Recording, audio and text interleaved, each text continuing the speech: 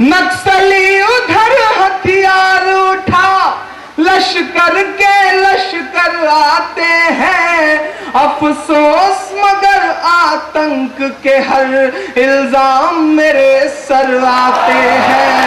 बापू का कातिल कौन है, मासूमों के कातिल जिंदा हैं। क्या कहने इमरान साहब, वाह वाह वाह। उनसी दी जाती है जो, दुआएं देना मुझे, उन्हें कुर्सी दी जाती है जो गुजरात जला कर आते हैं, अफसोस मगर आतंक के हर इल्जाम मेरे सर आते हैं। हेलो, मैं दानिश। महाराष्ट्र के नागपुर में जिस तरीके से हिंसा भड़क गई है दो पक्षों में, ऐसे में इमरान प्रतापगढ़ी साहब की एक नज़म सुनिएगा। आखिर महाराष्ट्र के नागपुर में क्यों हिंसा होती है, उसके पीछे की वजह क्या होती है, कौन लोग हिंसा करते हैं, वो इस नज़म को सुनने के बाद हम बातचीत करने वाले हैं। आइए पूरी नज़म को सुनते जाइएगा और वहाँ के हालात शायद इन मिसरों में और इस नज़म में ढल गए हैं। वीडियो देख लेते हैं। चाहता हूँ, लेकिन जो लोग इधर खड़े हैं उनसे मेरी थोड़ी सी शिकायत है। इधर बाएं वाले लोग ऐसे चुप हैं जैसे इस समय सरकार में वामपंथी चुप हैं, लेफ्ट वाले चुप हैं। इधर वाले ऐसे चुप हैं जैसे भाजपा वाले खामोश हैं। सामने वाले थोड़ा सा सत्ता पक्ष की तरह दाद वाद दे रहे हैं। थोड़ा सा सबकी शिरकत हो जाएगी तो माहौल थोड़ा अच्छा हो जाएगा। ये तो फाकिर भाई का हुक्म जो मैं इतनी दूर आपके बीच में आ चुका हूँ, फंस करके इनकी मोहब्बतों में। अरशद भाई ने इन्होंने कहा और मुझे आना पड़ा। और मुझे याद आता है दोस्तों, एक बार एक चूहिया ने एक हाथी से शादी रचा ली। सुहागरात के दिन हाथी मर गया, चूहिया बैठ के रो रही थी। जंगल के सारे जानवर उसे चुप करा रहे थे। चूहिया जी के चुप होने का नाम नहीं ले रही थी। थकार के जानवरों ने उससे कहा, ये बताओ क्या तुम सचमुच में हाथी से इतना ज्यादा प्यार करती थी कि उसके बिना रह नहीं सकती? तो चूहिया ने कहा कि प्यार वार तो छोड़ो, साथ सिर्फ एक रात का मिला और जिंदगी भर कब्र खोदने में बीत जाएगी। तो आपसे जो मोहब्बतों का रिश्ता है वो फाकिर भाई ने एक बार मुझे कहा, और मुझे पता है मुझे सारी रात निभाने में बिता देना है। बस थोड़ा सा आप जुड़ेंगे तो मैं कोशिश करूंगा कि मेरे बाद बहुत बड़े बड़े लोगों को पढ़ना है, तो मैं थोड़ा सा माहौल बना सकूंगा जो अब तक नहीं बना था। मैं सच बताऊं कि मुझे सीधे सीधे काम पर ले लिया गया। मुझे कहीं से इल्म नहीं था कि इतनी जल्दी मोर्चे पर लगाएंगे वो। मैं एक नज्म शुरू करता हूँ, थोड़ी सी पढ़ी लिखी बात करने की कोशिशें करता हूँ। बहुत खूबसूरत सा शहर, बहुत प्यारे प्यारे लोग। मैं इमरान आपका नुमाइंदा खड़ा हूँ, एक नज्म पढ़ता हूँ, सुनने की। बापू का कातिल कौन है, इंदिरा का कातिल कौन है, राजीव को किसने कत्ल किया, इस पर संसद क्यों मौन है। जो मेरे बड़े बुजुर्ग यहाँ बैठे हैं, मैं उनकी पेशानी की झुर्रियों में जो 62-63 सालों का दर्द देख रहा हूँ, उसे कहने की कोशिशें करता हूँ, कुछ सवाल उछालता हूँ। बापू का कातिल कौन है, इंदिरा का कातिल कौन है, राजीव को किसने कत्ल किया, इस पर संसद क्यों मौन है। नक्सली उधर हथियार उठा, लश्कर के लश्कर आते हैं। अब एक एक हाथ को कसम देता हूँ। नक्सली उधर हथियार उठा, लश्कर के लश्कर आते हैं, अफसोस मगर आतंक के हर इल्जाम मेरे सर आते हैं। का कातिल कौन है? बहुत अच्छा, बहुत अच्छा। क्या कहने भाई? मैं पढ़ता हूँ। एक मर्तबा जोरदार तालियों से इमरान साहब का मैं पढ़ता हूँ। इधर जो मेरी माएँ बहनें बैठी हैं, इनसे भी मेरी गुजारिश है कि आप सबकी शिरकत हो। आप जिसके भी सर पे हाथ रख दें उसे मनमोहन सिंह बनने में देर नहीं लगती है। मैं चाहता हूँ कि आपकी भी थोड़ी शिरकत हो। मैं पढ़ता हूँ।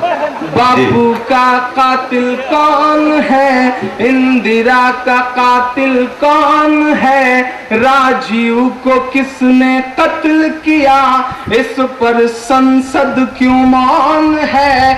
नक्सली उधर हथियार उठा, लश्कर के लश्कर आते हैं, अफसोस मगर आतंक के हर इल्जाम मेरे सर आते क्या कहने हैं। इमरान साहब? बापू का कातिल कौन है? क्या कहने भाई इमरान भाई? पहला बंद पढ़ता पढ़िए, हूँ। पढ़िए। इलाहाबाद यूनिवर्सिटी में हिंदी का विद्यार्थी हूँ, हिंदी पढ़ता हूँ।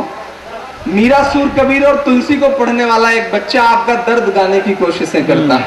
चलो उल्फा हो लिट्टे या बोडो, हम सबका इनसे क्या लेना? बिल्कुल। अगले मिसरे पे दुआएं देना। जी। उल्फा हो लिट्टे या बोडो, हम सबका इनसे क्या लेना? कानून के गाल पे रोज तमाचा मार रही है शिवसेना। कानून के गाल पे रोज तमाचा मार रही है शिवसेना। क्या कहना है? गांधी जी साबरमती में बैठे आज तलक शर्मिंदा हैं। क्या कहना है? गांधी जी साबरमती में बैठे आज तलक शर्मिंदा हैं, क्योंकि गुजरात में कुर्सी पर मासूमों के कातिल जिंदा क्या हैं। बात है भाई, बहुत अच्छा। अरे क्या कहने इमरान साहब, वाह वाह वाह वाह। बहुत उन्हें बढ़िया। कुर्सी दी जाती है जो, दुआएं देना मुझे। बिल्कुल। उन्हें कुर्सी दी जाती है जो गुजरात जला कर आते हैं। अफसोस मगर आतंक के हर इल्जाम मेरे सर आते हैं। बापू का कातिल कौन है? क्या बात है? इंदिरा का कातिल कौन है? वाह, वाह, वाह। राजीव को किसने कत्ल किया? इस पर संसद क्यों मान है? आखिरी बंद पढ़ के अपनी जगह लेता पढ़िए, हूँ पढ़िए। जी। और उम्मीद करता हूँ उसके बाद फाकिर भाई चाय जरूर पिलाएंगे। आखिरी बंद पढ़ता हूँ।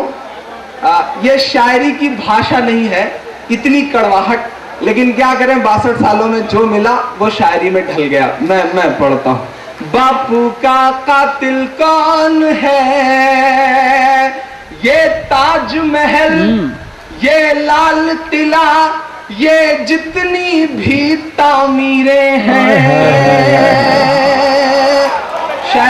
शायद कुछ 100 किलोमीटर की दूरी पर खड़ा हूं दिल्ली के पास। दिल्ली से कहना चाहता हूं, ये ताजमहल, ये लाल किला, ये जितनी भी तामीरें हैं, जिन पर इतराते फिरते हो सब पुरखों की जागीरें हैं। जिन पर इतराते फिरते हो जिंदाबाद, सब पुरखों जिंदाबाद। की जागीरें हैं। जब मांगा वतन ने खून, बदन का सारा लहू निचोड़ दिया। क्या बात है? जब मांगा वतन ने खून, बदन का सारा लहू निचोड़ दिया। अफसोस मगर इतिहास ने ये किस मोड़ पे लाकर छोड़ दिया। अफसोस मगर इतिहास ने ये किस मोड़ पे लाकर छोड़ दिया। उनके हिस्से में किले मेरे, उनके हिस्से में किले मेरे हिस्से में छप्पर आते हैं। उनके हिस्से में किले और मेरे हिस्से में छप्पर आते हैं। दोस्तों, ये वीडियो देखने के बाद आप क्या कहना चाहेंगे, कमेंट्स करके ज़रूर बताएं।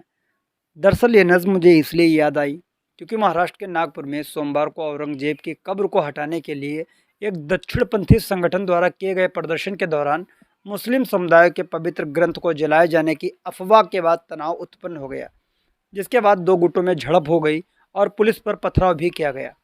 अधिकारियों ने बताया कि इस दौरान 4 लोग घायल हुए हैं। अधिकारियों ने यह भी बताया कि पुलिस के मध्य नागपुर के चिटनिस पार्क और महल इलाकों में भीड़ को तितर बितर करने के लिए आंसू गैस के गोले दागे गए और लाठी चार्ज किया गया। अधिकारियों ने यह भी बताया कि देखते ही देखते हिंसा दोपहर के बाद कथित तौर पर कोतवाली और गणेश पेठ तक फैल गई। हालांकि अभी तक वहां के हालात को काबू में पा लिया गया, ऐसा सूत्रों के मुताबिक मुझे पता चल पा रहा है। तो ये नज़्म सुनने के बाद आप क्या कहना चाहेंगे, कमेंट्स करके ज़रूर बताएं। अभी तक फ़िलहाल इमरान प्रतापगढ़ी साहब ने एक पोस्ट भी की है कि उन्हीं ने ही तो बस्ती में आग लगाई है और वही पूछ रहे हैं ये क्या हो गया। तो अभी तक तो फ़िलहाल मैंने इकरा हसन जी के फेसबुक पोस्ट पर मैं गया, वहाँ पर उनका तो इस बात को लेकर के कोई बयान नहीं आया। और जिस तरीके से वक्फ बोर्ड बिल को लेकर के, संशोधन बिल को लेकर के कल प्रोटेस्ट जंतर मंतर पे था, काफ़ी लंबा प्रोटेस्ट था, उसमें कोई एक और पक्ष भी आ रहा था उसके विरोध में विरोध करने के लिए, लेकिन पुलिस प्रशासन इतना सख्त है, उन्होंने वहाँ पर जाने नहीं दिया है। कुछ लोग पहुँच भी गए थे, लेकिन पुलिस प्रशासन ने उनको पकड़ करके, ऐसा मैंने वीडियोज़ के माध्यम से देखा हो कि उनको पकड़ करके गाड़ी में बिठा दिया। कहीं ना कहीं पुलिस प्रशासन भी अपनी जिम्मेदारियों से अपना काम कर रही है, लेकिन मैंने वहाँ पर भी देखा इकरा हसन जी का कोई भी इस पर उनका कोई प्रतिक्रिया नहीं आई है, यहाँ की मैं फेसबुक की बात कर रहा हूँ। तो दोस्तों, इस वीडियो को देखने के बाद आप क्या कहना चाहेंगे कमेंट्स करके ज़रूर बताएं। हालात जो भी हों, महाराष्ट्र के हों, जैसे भी बनाए जाते हों, कहीं ना कहीं दुआ करें वो सब ठीक हो जाए। मिलते हैं किसी और वीडियो के साथ, दुआओं में याद रखना। जय हिंद।